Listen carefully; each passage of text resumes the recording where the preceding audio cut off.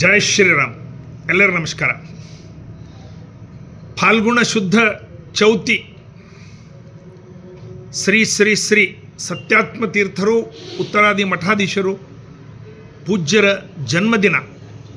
ಅವರಿಗೆ ಜನ್ಮದಿನದ ಶುಭಾಶಯಗಳನ್ನು ಹೇಳ್ತಾ ಅವರ ಪಾದಗಳಿಗೆ ಕೋಟಿ ಕೋಟಿ ನಮಸ್ಕಾರಗಳನ್ನು ಸಮರ್ಪಣೆ ಮಾಡ್ತಿದ್ದೇನೆ.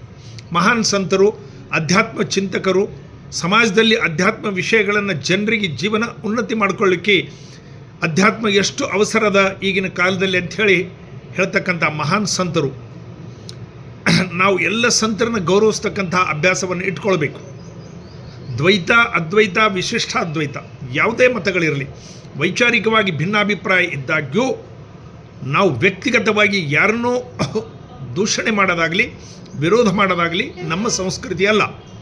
ನಮ್ಮ ಹಿಂದಕ್ಕಿನ ನಮ್ಮ ಪೂಜ್ಯರು ಸಹಿತ ಸಂಗಚ್ಛದ್ವಂ ಸಂವಿಧದ್ವಂ, ಜೊತೆಯಾಗಿ ನಡೆಯಿರಿ ಅಂತ ಹೇಳ್ತಾರೆ.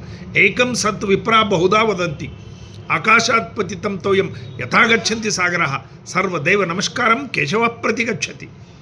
ಇಂಥ ಒಂದು ಸಂಸ್ಕೃತಿಯಲ್ಲಿ ಬಂದಂಥ ನಾವು ಹಿಂದೂ ಸಮಾಜದ ಯಾವುದೇ ಸಾಧು ಸಂತರು ಕಾಷಾಯ ಬಟ್ಟೆ ಕಂಡ ತಕ್ಷಣ ನಾವು ಪೂಜ್ಯ ಭಾವನೆಯನ್ನು ವ್ಯಕ್ತ ಮಾಡೋದು, ಅವರ ಪಾದಗಳಿಗೆ ನಮಸ್ಕಾರ ಮಾಡೋದು ನಮ್ಮ ಕರ್ತವ್ಯ. ಏನಾದರಾಗೂ ಮೊದಲು ಮಾನವನಾಗು ಅಂಬಂತೆ ನಮ್ಮ ಜೀವನ ಇರಬೇಕು.